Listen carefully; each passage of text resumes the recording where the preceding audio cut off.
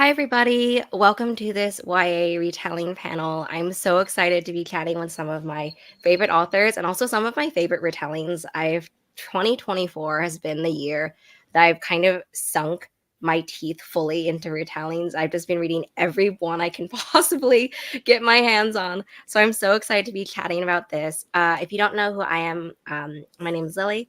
I am the moderator for this panel today, and I'm also the face, I guess, behind Utopia State of Mind on the internet. So we will have our panelists and authors introduce themselves, tell us about their books. If you all have questions during the panel, please drop them in the live chat, and I will remember to go back to them at the end of the time, and we can talk about that as well. So we're just going to start off with author introductions. Caleb, do you want to start? Sure. Hi, my name is Caleb Rarig. I am the author of Teach the Torches to Burn. It is a remix of Romeo and Juliet. It is about Romeo Montague, who is the 17-year-old scion of one of Verona's most important families. He is of an age when his parents think he should be getting married and considering his future. He's of an age where his friends think he should be wooing as many pretty girls as possible before he's forced to settle down. But he doesn't want to do any of this because he is starting to realize that the only person he is romantically attracted to is his friend Mercutio. Then one night, his cousin persuades him to crash a party at the Capulets' home. The Capulets are the Montagues' chief rivals in Verona, and there he meets a beguiling young man, and that chance encounter will change the course of their lives forever. It is a retelling of Shakespeare's original play, but unlike the original play, this no spoilers, my version is not a tragedy. I always feel the need to point that out. This is a love story. Elle, do you want to go next? Sure. The one that I am here for is Escaping Mr. Rochester. I completely skipped over my name. Hi, I'm LL McKinney. I go by L. You can pick whichever one. And I'm here for Escaping Mr. Rochester, which is a reimagining of Jane Eyre, in which it asks the question, what if Mr. Rochester was the villain? Which is, in my view, how the original book was written, even if she didn't realize that. I also do other retellings. I have an Alice in Wonderland reimagining, the Nightmareverse series that starts with A Blade So Black. And I don't want to get too spoilery with Escaping Mr. Rochester, because if you've read it, Jane Eyre, if I say anything, you will probably know what happens. But yeah, it's Jane Eyre, but Jane and Bertha are trying to escape, and they fall in love in the process of trying to escape his machinations.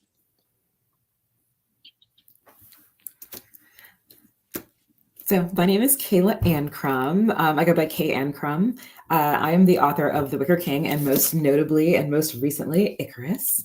This is my retelling of the Icarus myth, in which Icarus and his father Angus spend the majority of Icarus's childhood robbing a nearby rich guy in their very small town.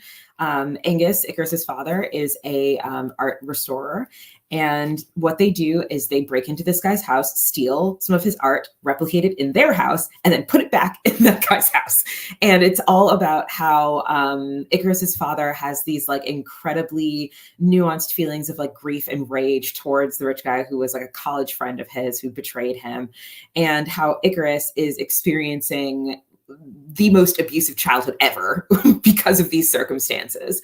And it's a love story between Icarus and the son of the guy that his father hates. So it's like a very, very loose retelling. It's contemporary. And it's mostly focusing on like what it means to be a child that has to deal with your parent kind of doing something that, you know, you can't control and can't escape from. I think my first question is going to talk about everyone's first experiences with the source material. So what was your first experience with it, and what was the journey to the story as well, right? Because for all of you have worked on a variety of different books beforehand as well. So what is the journey specifically to this retelling, this source material as a whole? Caleb, do you want to start? You're muted, sorry. Sorry. Yeah, so I kind of feel like Romeo and Juliet is one of those stories that it's practically, we inherit it in our DNA at this point. It is such a cultural touchstone. Honestly, my very first experience of it was probably in cartoons, like maybe Bugs Bunny. There's an episode where he and Witch Hazel sort of spoof the balcony scene. Um, and a couple of those lines from the balcony scene are sort of have become idiomatic expressions. A rose by any other name, and what light from yonder window breaks, and wherefore art thou Romeo. Those are things that people know even if they don't know where they're from exactly. But for my personal experience, I was actually cast in a doomed production of Romeo and Juliet in high school that never went up. But I was to play Count Paris, so we went as far. We had the blocking down, sort of. We had talked costumes, but anyway, so that was sort of my first real experience with it. In terms of how it kind of like I approached the story, it's been told, like Romeo and Juliet has been told in countless formats, including in queer retellings. So I had to ask myself, what do I bring, or what do I intend to bring that I haven't seen before? And so I wanted to.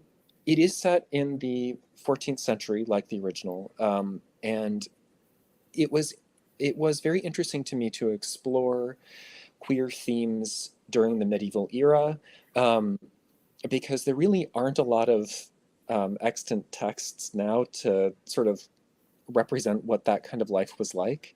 So it required quite a bit of research, and I said to my editor that I love this story. I love the idea behind it, but I was not interested in writing a tragedy. That if I was going to write it, because I feel like the original play is meant for adults, it is not meant for teens. And if I'm going to write for teens, the message doesn't have to be the same. I feel like the message of the original is that teenagers are people with thoughts and feelings, and you disrespect that at your peril and theirs. Teens already know this, and they don't need a story about falling in love and dying.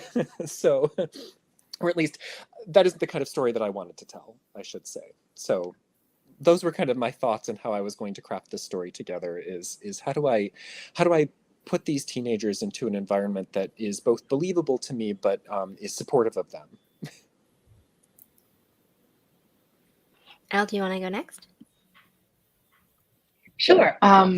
I did not read Jane Eyre in high school, as many people did. I was saddled with The Scarlet Letter and Wuthering Heights instead, and also The Hobbit. So that wasn't too bad of a trade-off. Um, I actually didn't read the full thing of Jane Eyre. Like I had seen, sections of movies, like you were saying, Caleb. Like it's kind of ingrained in the zeitgeist at this point. Like even if people haven't read Jane Eyre, the name Rochester or Mr. Rochester, people still are aware of it. Like I had a passing knowledge of how this story went. There was a lady in the attic who was out of her mind, and people didn't know this somehow for weeks at a time. And that was always like the fascinating part to me, is like, how do you just not know there's a whole other human being living in this house? But I'm a suspicious person by nature, so maybe it's just me. And so I had been asked, would you be interested in doing like a queer retelling of Jane Eyre, where Rochester potentially gets comeuppance and so forth. And I was like, okay, well, let me dive a little bit deeper into it. So I start reading it, and I always want to preface that I have a love-hate relationship when it comes to the classics, because things that were deemed classic were written during a time where my people couldn't read or write. So it was like illegal. We couldn't even participate in literature. And y'all want to pull from that point of time and call these classic. Not y'all, but you know what I'm saying. So I have like a back and forth. So I'm reading it and I'm like, wait, he locked her up because being a woman disease, I guess, is the reason he did it. And potentially being a Black woman disease, like the blood quantifications and things that happen with this story is wild to me. So I'm like, oh, okay, all right, yeah, I'll do the retelling with these two Black women. And I gave Bertha, I want to say more than just agency. I gave her fury, and it's a righteous fury, because I want to see more, not just of Black queer love, Black female queer love, but also women, and Black women in particular, being able to be angry on their page for good reason and not have that come back against them in any way. Like, she's mad as, can I say HE double hockey I just won't. She's mad as heck, and she's not gonna take it anymore. So that's where I was. Because if you have followed me at any point on Twitter, I tithe at the Church of Nuck If You Buck. Kayla has probably heard me say this several times. So I get angry, and I put that into my books because there's a lot to be angry about. And I feel like seeing that on the page, and I've gotten messages from people who fall into the demographics of the characters, or who just see the situation with the toxicity in Rochester. And they're like, thank you for showing me this, for writing this, and for, not backing away from it. Because I think one of the main complaints I get is that Rochester seems kind of two-dimensional. Like, he's kind of mustache twirly. And I think it's because we've gotten away from letting villains just be bad. They don't have to have a good reason for why they're bad. I appreciate a good, relatable villain, but also, like, you don't have to try and justify why they're doing the way that they're doing. And my characters don't want to get close to this person, so they have no idea why he's doing what he's doing. He does seem, quote unquote, comically bad because he is to them. But at the same time, he's very scary and dangerous in ways that can still be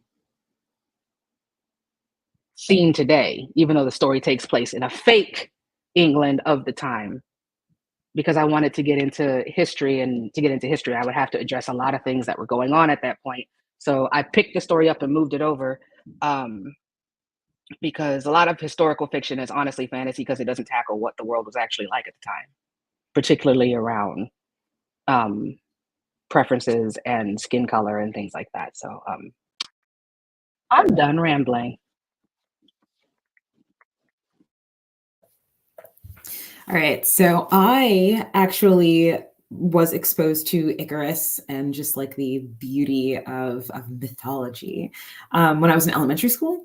For whatever reason, I went to this like really tiny, like suburb-esque like elementary school, where we didn't have any like we didn't do Spanish, we didn't do French or anything like that. We just had Latin, and we did like Roman and Greek history. So for whatever reason, like as a child, I was just like speaking Latin, and that was like all we were focused on doing. So at like my earliest stage, like, 8, 9, 10 and stuff like that, my initial exposure to story craft, more than just kind of like, consumptive literature, was via like mythology and like parables and fables and stuff like that. So that really is like the core of myself as a storyteller. I consider all of the books that I write that are similar to Icarus, that are written with the same format, to be parables. Everything in it is very unrealistic, very, like a theoretical, designed to showcase specific lessons that don't really have that much to do with like the actual description of the plot, in so much as like the city mouse and the country mouse isn't about how cool mice are, like it's very much like that.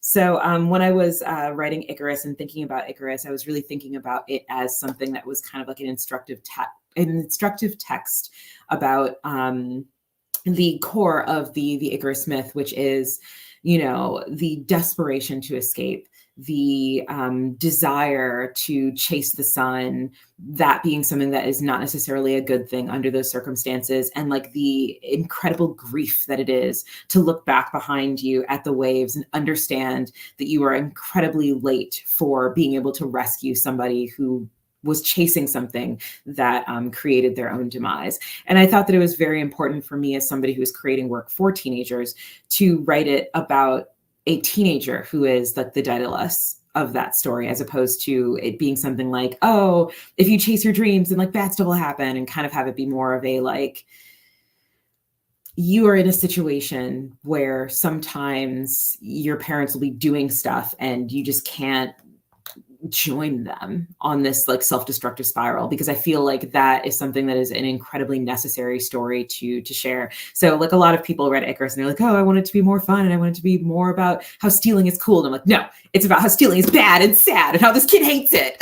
Like, and I just thought that was way more interesting and way more important, especially considering, you know, just the availability of young adult fiction and the history of the availability of queer fiction and how long we will be able to continue to create this sort of thing. I consider the kind of work that we, all three of us, create to be kind of an emergency and a vital product. So I think really hard about like what it is that we are creating during this time period in which we are allowed to create. Yeah, something that you all have talked about, or something that's been brought up already on the panel, I want to go back to, which is kind of the differences between reimaginings, retellings, inspirations. I feel like now, as I said before, you know, I'm fully in my era, right, where I'm just going to read every kind of retelling and reimagining I can find. But it has brought up interesting conversations with other authors and also readers about what do we think of when we think of a retelling? What do we think of when we think of a reimagining, or this is inspired by, you know, I wanted to ask you all sort of, what do you think the difference is, right, between a retelling and a reimagining, or inspiration, for example, and where your book falls into it, and also if your book changed along these lines, or if you decided to go, you know, in certain directions based on your thoughts about these different ways that you have a relationship with the source material. So, Kayla, do you want to start? Because I feel like you've been chatting a little bit already. Yeah, sure. I would say for me, the difference is maybe this is a fine line. Maybe I'm splitting hairs, but I feel like a retelling hews more closely to the source material because reimagining can be anything. A reimagining, I think, is more drawing on the themes. And I would say that Teach the Torches to Burn is definitely a retelling because I tried to. It is set in the same era. It is set in the same place. I tried to follow the same story beats, and it features all the same characters. Juliet is a character in the story, um, which was another one of the choices that I had to make when I approached retelling this story because it is so iconic, and everybody knows Romeo and Juliet, even if you don't know Romeo and Juliet. And I didn't want to just swap Juliet out for a queer boy because that's been done. So I went a different route with that, but I kept Juliet in the story, and so I tried to sort of follow the map as closely as possible. But I have actually, in fact, done other sort of retellings. I have back here, Death Prefers Blondes, which is my third novel, is a reimagining of Hamlet. It is my story about kind of the heir and the murdered monarch and the story of revenge, but told through a completely separate lens. That's a story about angry drag queens and a socialite in place of Hamlet. So that's sort of how I think when you say retelling versus reimagining. And both, I think, are really fascinating because they both allow for some interesting exploration. Like I said, one of the things that I had to contend with in writing a queer story set in the 14th century was how to kind of imagine what that world would look like since there is very little representation of it in existing text. Elle, do you want to go next? I keep forgetting that I've muted myself. Sorry. If you hear jingling in the background, my cats recently got collars and they both love and hate them. So just in case, there he goes. I'm kind of on the same wavelength with Caleb, where it's like a retelling to me is like if you were to, you know, that game Whisper or Telephone, where you start at one end and somebody whispers something to someone and then they whisper it to the next person, the next person, and the next person. That's kind of how I imagine retellings is, you know, you get the story from whatever source you got it from. For a lot of us, it was, you know, the Disney Renaissance version of a lot of fairy tales. Or because where you get it from, I feel also influences how you interact with it. Because a lot of people that I run into have not sat down and read either Alice in Wonderland or Jane Eyre, but have seen the movies, including, you know, the live action versions and all the, there's like, I don't know, 80 million versions of Rochester.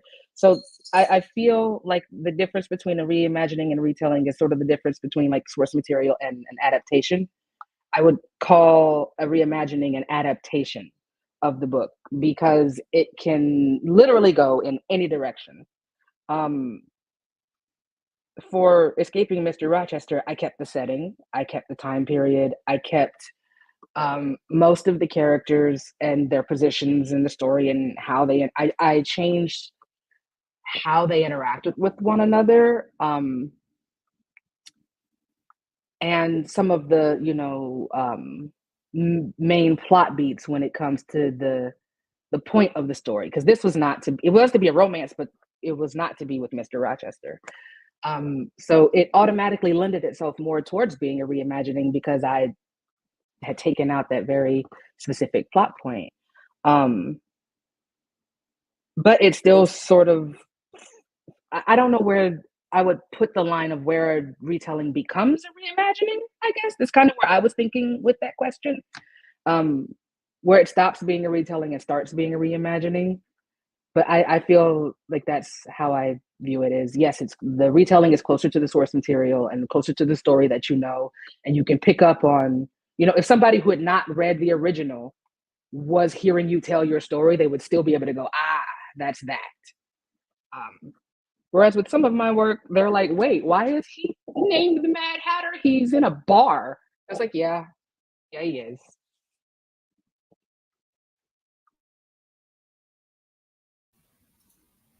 Kayla, do you want to go next? I think you're muted as well. Haha. So I have done quite a few like reimaginings. I like to do kind of like a little bit more loose usually.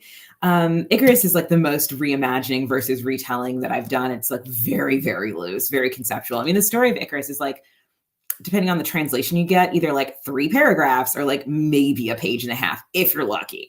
And then the additional details are just like more about like what the birds looked like and the sun glinting off the water. Like it's not more information. It's just like a pared down version or like fancy pants version for people who love description. But anyway, my first like retelling was Darling, which is a Peter Pan retelling. That one was like an academic project for me. It is a chapter by chapter adaptation. I wrote it specifically for teachers to be able to hold up a side with the actual original text. So it was very, very like specific. All of the characters were like a 1-to-1 in personality, 1-to-1 in, you know, all of that stuff. And then I also have written a Frankenstein adaptation, which is, it hasn't been announced yet, but the announcement's coming. That one, I was like, this is for older teens. I'm going to trust my audience and have it be about like generalized theme and your understanding of like Frankenstein as a concept and stuff like that. So very retelling-esque, whereas like Icarus is like pure reimagination.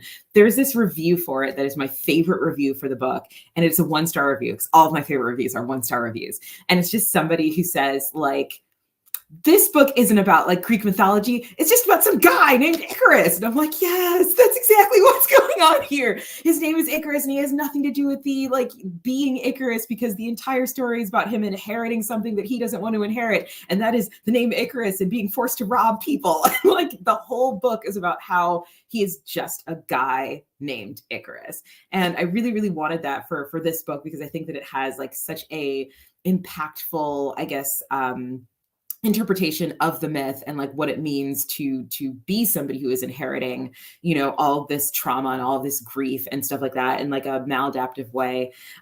So I think, you know, the definition can change in regards to marketing, because marketing is something that's a little bit different from like the actual, you know, description of what it is that you're doing. So I've had Icarus called a retelling all over the place, but it genuinely is kind of like a loose, sloppy reimagining. That is something that I ran into as well, Kayla, is the marketing internally. People were calling it not Rochester, but they were calling like A Blaze of Black a retelling. And I was like, y'all are gonna piss people off. That is not what this is at all. And that's what happened. Like, I had been calling it a reimagining from jump, and I guess the industry wasn't cool with the word reimagining yet. But yeah, I think the notation between readership and marketing, that's a good point that you brought up. Yeah, and that's definitely something that I was thinking about in the last couple retelling slash reimagining panels I've done too, is this discrepancy that you're talking about, Kayla, between, and both of you, Kayla and Elle, about it being like labeled as a retelling, because I feel like that's the punchy one, like that's the one that's gonna get people in the door, and but then having the story instead be about it taking, like it has inspiration, it has sort of concepts, themes, characters, foundations, and it's sort of multiple sort of levels away from the actual source material in a way that, like, if you've read it and you kind of know, you can piece it together, sort of bits that you're seeing from these other parts, but not in the way that like retelling might mean to some people, which is I think why I decided to ask you all that question here. I just wanted to remind everyone watching as well that if you have any questions, feel free to drop them in the live chat. I will go back to them in the end. I want to ask a few questions that are talking a little bit more about themes and whatnot between different books. And I want to start by talking about something, Elle, you were mentioning before about Rochester, because when I read Jane Eyre as well, I was like, this man, he's so two-dimensional, right? Like, how is this even a question, Jane? But anyway, I want to know, talking about Icarus and escaping Mr. Rochester, I wanted you to ask you both if you could talk about Rochester and Mr. Black as both characters who, are characters obviously in the story, but who very much have sort of a role that, as I tried to phrase in the question, those could classify as the villains of the story, is how I wanted to do that one. Elle, can you start talking about Rochester? Yeah, I think it's I think it's in par with this thing that we do as society, consuming stories, is our own context sort of interrupts the context of the piece. And if we're doing like a reimagining or a retelling of something that's, hundreds of years old, per se, how the world works and what it's doing now is very different from then, the moment. But like that notion of, oh, this is the hero, well, how we define a villain and a hero now is different than what it was then. And, by being the main guy in the book, I think he just got the benefit of being called the hero despite his actions not being heroic at all. Like, the hero rescues the people from the tower, he doesn't put them up there. That will forever be one of my biggest things about that book. But I digress. So to me, it was more sort of taking the nuance of the situation and then saying that, yes, there is nuance here. And the nuance is that we shouldn't be looking at the nuance when it comes to this guy. Like, there are times where you want to parse out your quote unquote villain and whether or not they are a villain or an antagonist, two different things. And for me, it was this notion that he was seen as this romantic hero on top of it. It was just beyond the pale, as the saying goes. So I really wanted to not necessarily examine him, because he's not the interesting part of the story for me. I wanted for him to rest in his actions in the story, without seeing this tortured soul who happened to be in the 1% at the time. I had zero interest in what was going on with this guy and what his problems were, because nothing you're going through is permission enough to lock somebody in a part of your house. I'm sorry. There's nothing wrong. Like, so I had an issue with him, but also I had an issue with how the story treated heroism in general, because, Jane does this thing where she's appalled and doesn't want to get married. But the minute the woman he had locked up dies, she's okay with it. Like it wasn't the fact that he locked somebody up. It was the woman was treated as the obstacle as opposed to Mr. Rochester. So there's not just him as the villain that I wanted to have this conversation with. It was the whole, just how he's set up and how his actions are viewed and how Jane interacts with him, because she's fine as long as the other woman is dead. Like, it's not that he locked her up. That's not the issue. It's that, oh, your wife is still alive, not you have her in chains. So sorry, I have feelings, clearly. So and again, I understand that this is a beloved book by a lot of people. And if you love this book, please continue to love this book. I am not here to try and convince you not to. This is just my personal take on it, and how I felt in regards to villainy in general, which I kind of poked at earlier. Is I love Zuko, but he has messed up so much for people in storytelling when it comes to villains. And yeah, I'm gonna leave it at that. I love that. That was so funny and so good. Oh man. Okay. So I'm gonna tell you some stuff about what happens in Icarus. It's not a spoiler because it happens or you learn about it like roughly 30 to 40% into the book. So it's not like a big twist or anything like that.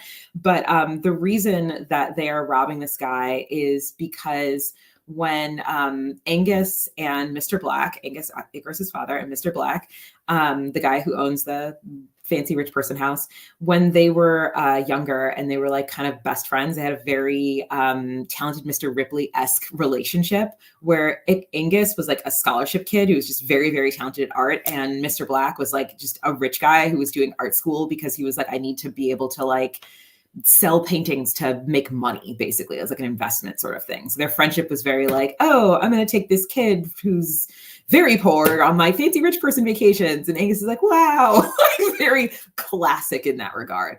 And Mr. Black was like handsome and rich and fancy. And he had this like really cool girlfriend who was in love with Angus. And he was like crazed with jealousy about this entire circumstance. He's like, I don't understand why you like this guy. He's short and ugly and weird and poor, and I don't get it, right? So he was just really upset about it.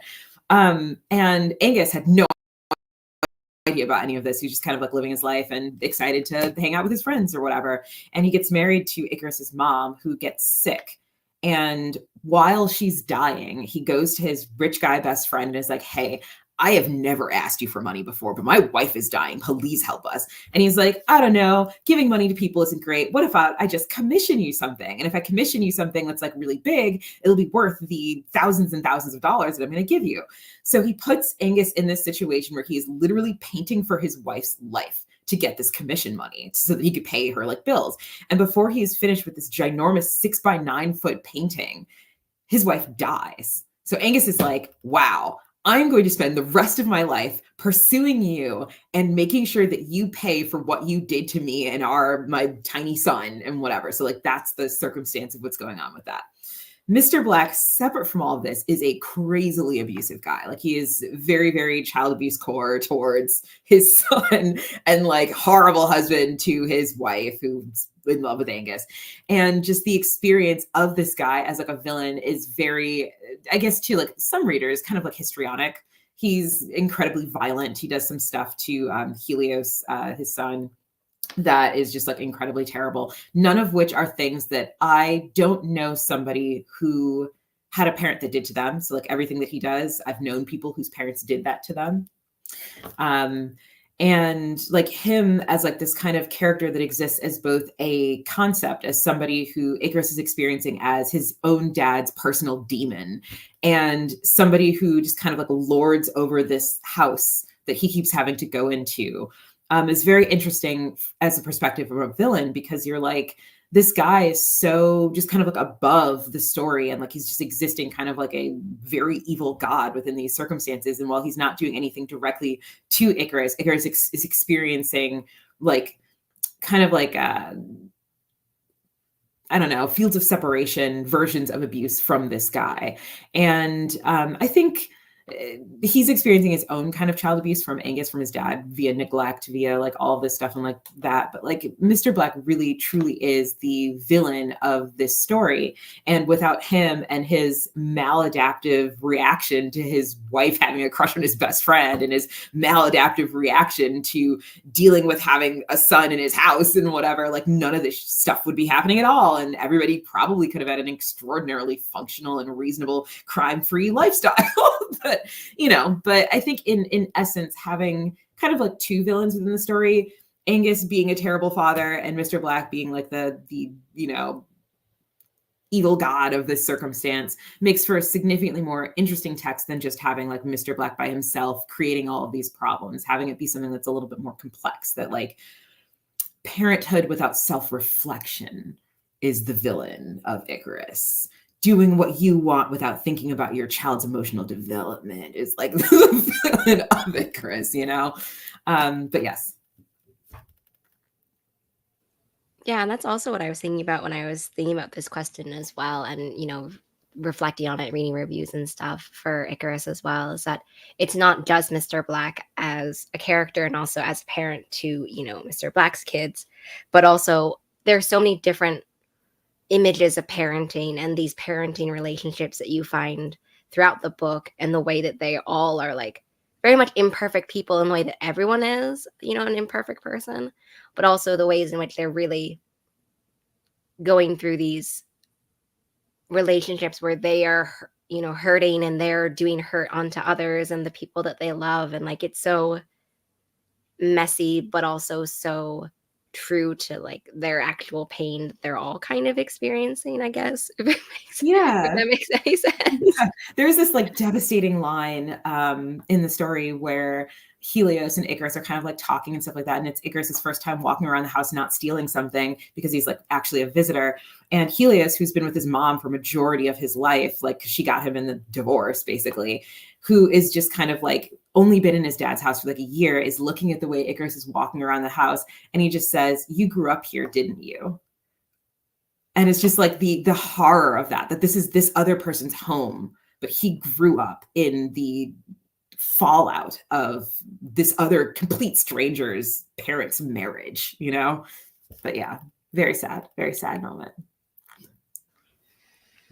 So we talked a little bit as well about the multiple adaptations for both Romeo and Juliet and Jane Eyre. So I was wondering if both of you could kind of talk about what it was like to create your books in the sort of like, you know, canon of all of these all of these adaptations, where people have expectations about, you know, the way the story would go, but also even the small things, right? About the way a character would act or the way that the setting should look like. So if we could, you both talk about sort of that, you know, creating your book in that context, and also if you took any of these kinds of retellings and adaptations, you know, in TV, film, you know, etc., into account when you were writing your books. Caleb, do you want to start?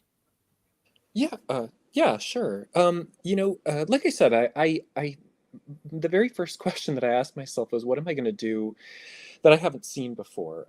And the first thing that I decided was I was not going to swap out Juliet for a different character. I decided to keep Juliet in the story, give her her own storyline, because one of the challenges is that something that Kayla was just talking about with regard to how kind of parental neglect is the villain in the story. And that's very much the case for the original Romeo and Juliet. It's about these two impetuous kids who are acting like impetuous kids, but their deaths are completely avoidable. If their parents had listened to them at any point, had given them any agency, had let them be their own people in any way, shape, or form, all of it could have been avoided.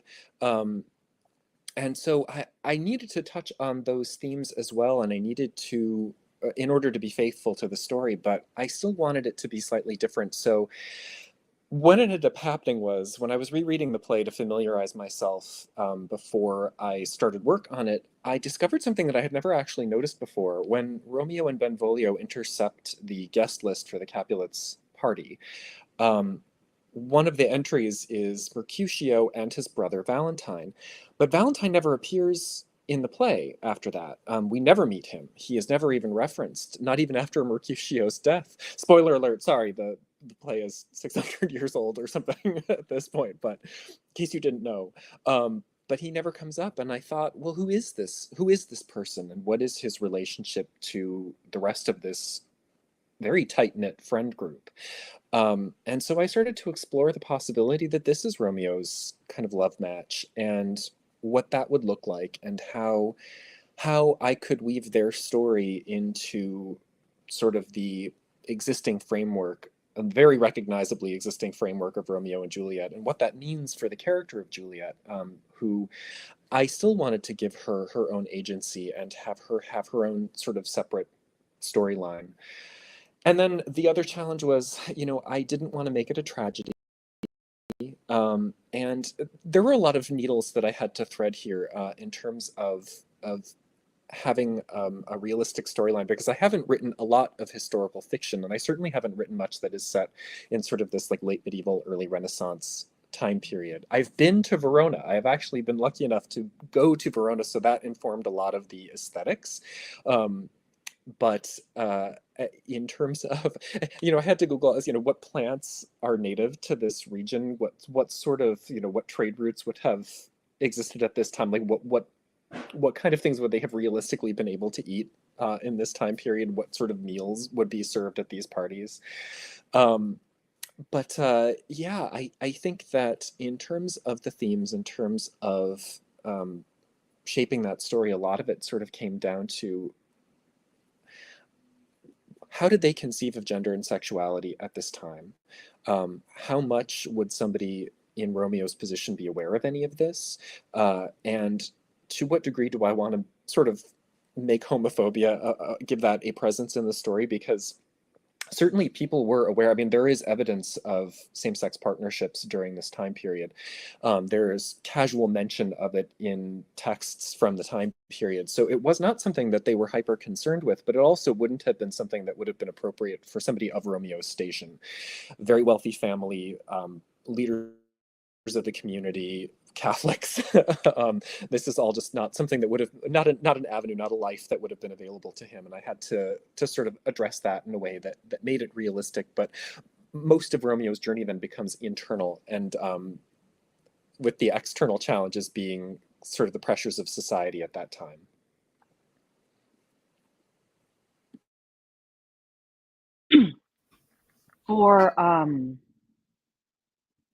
For Rochester, I didn't really engage with like all the movies and stuff because I'm not a historical person. Because it, as I was saying earlier, a lot of historical fiction is fantasy, and I get that from Bethany C. Murrow, who's another amazing author, who wrote a reimagining of Little Women called So Many Beginnings. You should read this book; it's so good. Anyway, we talk about how a lot of historical fiction is fantasy because it discludes a lot of truths about what was going on at the time, especially in Western media, dealing with the fallout from chattel slavery and so forth. It's like, people with darker skin tones weren't invented until like the 1600s, so they don't pop up in these books. And even then, or shows or anything. So I never really dabbled. And I say all of that, bringing down the mood, I am sorry, to say that when I came to this, the same with Alice or any story that I am adapting or using as influence, I honor the parts of the story that appealed to me and my community and the people that, I grew up reading it with or experiencing it with, and the things that we really connected to. But in making the story more reflective of my personal experiences, that's going to change it fundamentally from jump. So I don't really worry about how people may or may not feel of their favorite part or their favorite line or their favorite character or scene is or is not included in my version. because the original version is still there if you really, really need that part. That being said, I do understand that I am essentially playing in somebody else's backyard. And depending on that artist, I do want to offer some modicum of, respect. Um, but I don't really use it as more than like a suggested guideline for what I'm doing. It's not even a guideline, it's a suggestion at a guideline. This might be a guide here if you want to maybe imagine that it is, or don't. There might not be anything there. Keep going. That's kind of how I take it, is that I have zero guilt with tossing out the original at any point I need to in service of the story that I'm trying to tell now. That book still gets its airtime, its platform. Again, harkening back onto me and my love-hate relationship with the idea of the classics. It's gonna be fine. It's gonna still be taught for however long it's gonna be taught, or given to students or whatever. I take that approach the same way I take the approach with when somebody's like when people were upset when Hallie became the Little Mermaid. The original version is still there. They didn't all catch on fire and didn't all explode. If mine isn't for you, that's fine. There are different versions of my favorite fairy tales that are not for me because they don't include my favorite things. So I think as long as everybody understands, that the people who do the reimagining and the retelling, especially if you're from a marginalized community who you were kept from being able to access these stories in a way that you're not necessarily kept from being able to access them, but you're having to connect with characters who may not have anything in common with you. And you grow up that way where you have to make this connection with these characters, and you have to make this, or you're not going to be able to participate in entertainment at all if you don't find some way to connect with the cast that's always put in front of you. So coming off of that, I feel no remorse in saying that, yes, I understand that there are all these other adaptations and all these other different versions. I don't care. I don't care. They are there. I enjoy a lot of them. Some of them are my favorites, not of this particular book. I don't have a favorite of that. I only read the one. But it's not something that I super duper take to heart because it's from a time and an age where I wasn't even considered a person. So, yeah. And I'm done bringing down the mood. Sorry.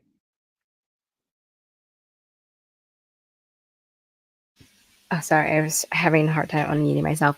No, I definitely think that's completely understandable as well, because as you mentioned, like all the adaptations, they are still there. Like people can still experience them, and I think that there's, when you're talking about, when any of us are talking about retellings and reimaginings, you're bringing something different to it in a retelling and a reimagining often.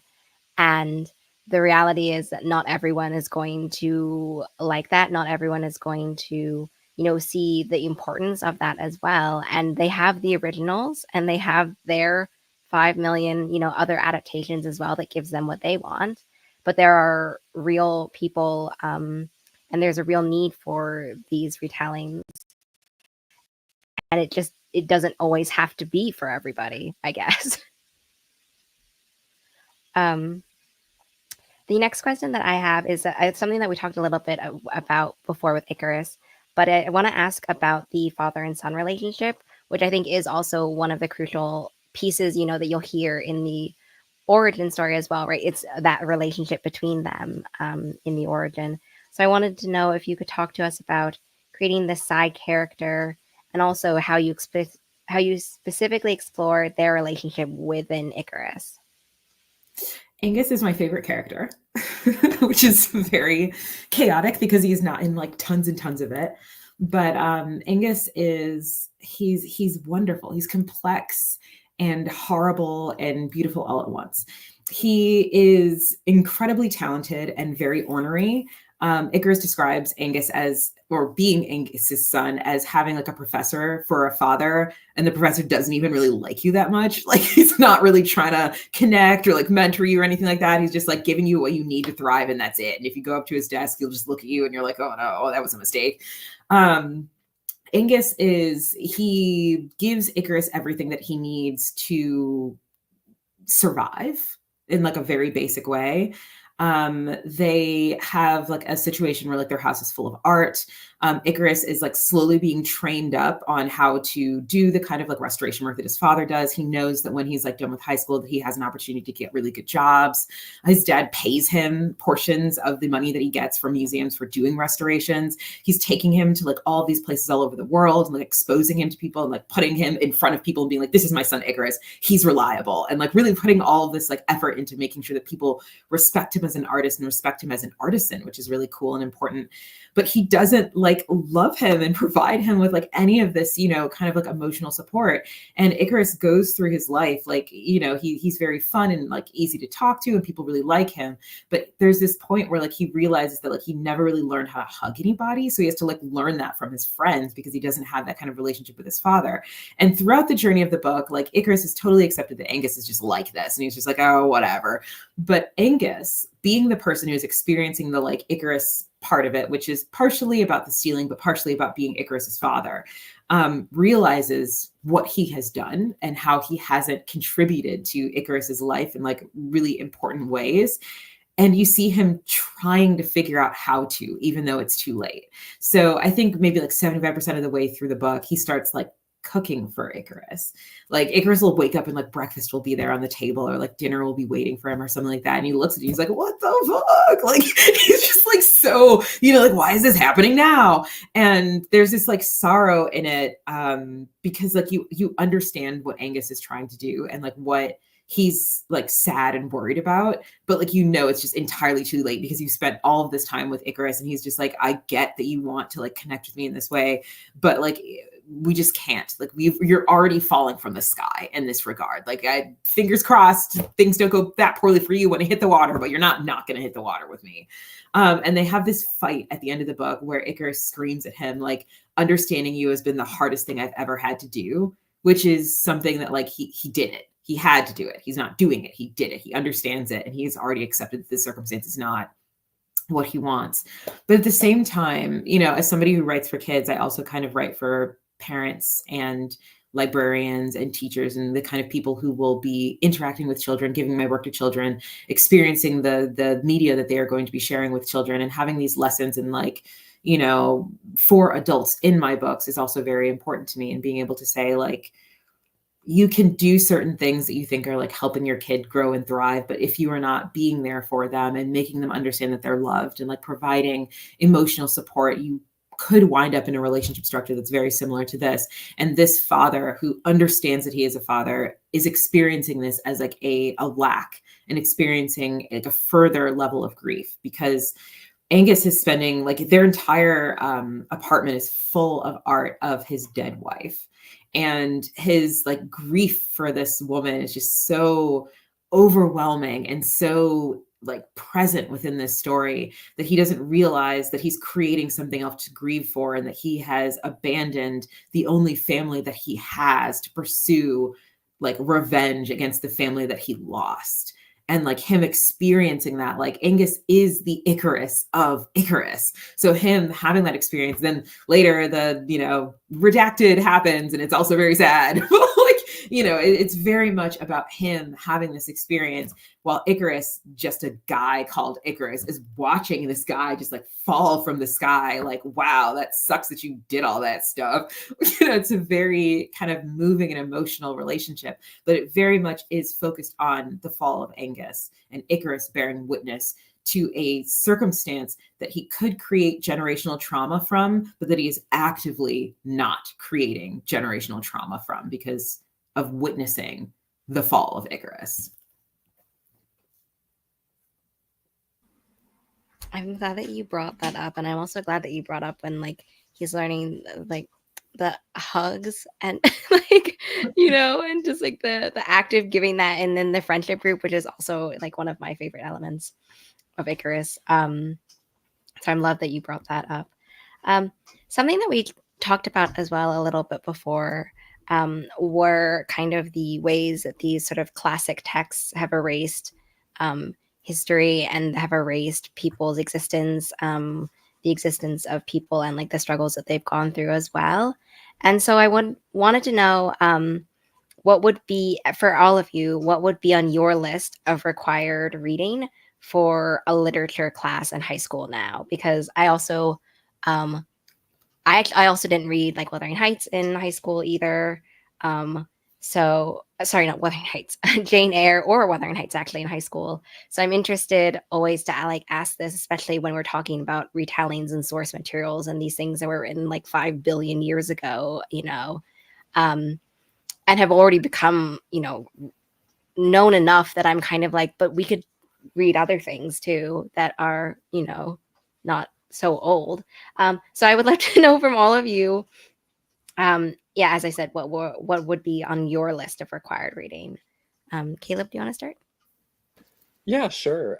So I kind of notoriously did not do the reading when I was in high school. I was lazy, but also a lot of the books were just really dry and boring. I could not stand Steinbeck. I actually couldn't really stand Hemingway. We had to read a lot of those things. I read Shakespeare. I did enjoy the Shakespeare that I was assigned. Um, but I would say that what I would love is for it would be for like older teenagers, but I would love for teenagers to read Tony Kushner's Angels in America. Queer history does not get taught in schools, and I mean there are districts where you can't even mention queer people in school, but it is such a powerful work about queer humanity in the face of the AIDS crisis. It touches on McCarthyism and the Lavender Scare, which shaped a lot of the conditions that sort of fed into the AIDS crisis. So I just think that it would be very valuable for older teenagers in particular to know that work. So I mentioned one earlier, which is So Many Beginnings by Bethany C. Morrow, which is a reimagining of Little Women. And this it's such a good book. I was blessed to be able to read it a little bit earlier, and it did that thing where electronic arcs have like 30 extra blank pages at the end. So I thought I had more story, and I did not. The betrayal. But it's really good because it examines the world as it was during the Civil War and after the Civil War, as opposed to this ideal uh, romanticized version of one of the bloodiest times in our nation's history. Well, one of the bloodiest short periods of time, because there's a lot of that happening before 1860 in those 4 years. But I would say definitely that one. And I'm going to have to throw in Legendborn by Tracy Dion, which has nothing to do with any classics, but it has Arthurian stuff in there. So I'm going to say it counts. I'm going to cheat that one in there. um, and I'm blanking, of course, on a ton of other ones. Darius the Great is Not Okay by Adib is another one that I think, while it doesn't redo like a classic traditionally, it has all of the characteristics that, at least when they were teaching these classes back in the Stone Age when I was in high school, this book falls very much into how you can see empathy and characterization and things like that. The academic standings of things.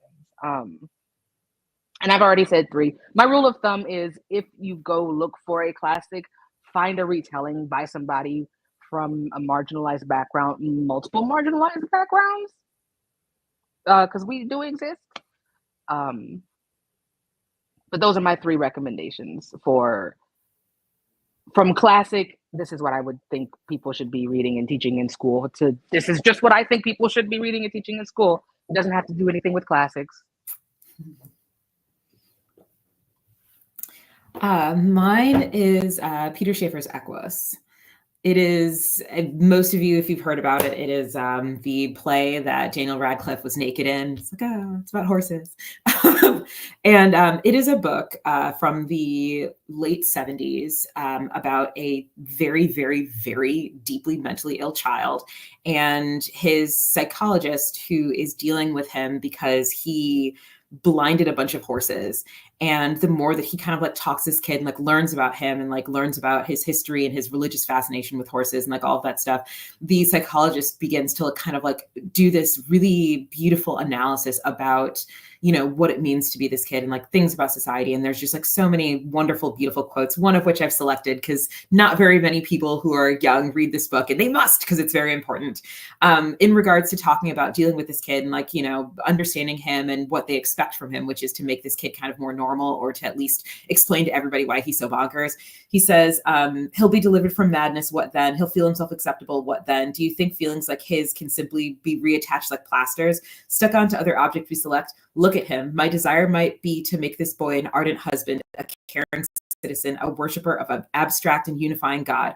My achievement, however, is more likely to make a ghost. So there's just like all of these really, really incredible discussions about like what it is to be a person in society, what we owe to society or what we don't owe to society. And there's also this like really incredible like discussion about religion, because at one point the boy's kind of like, you know what, horses are God. And then everyone in the 70s is like, yeah, they are. And he's like, and I'm gonna blind him. And we're all like, yeah, like it's so good. And it's so chaotic, but like all the analysis is just absolutely fascinating from a Catholic perspective.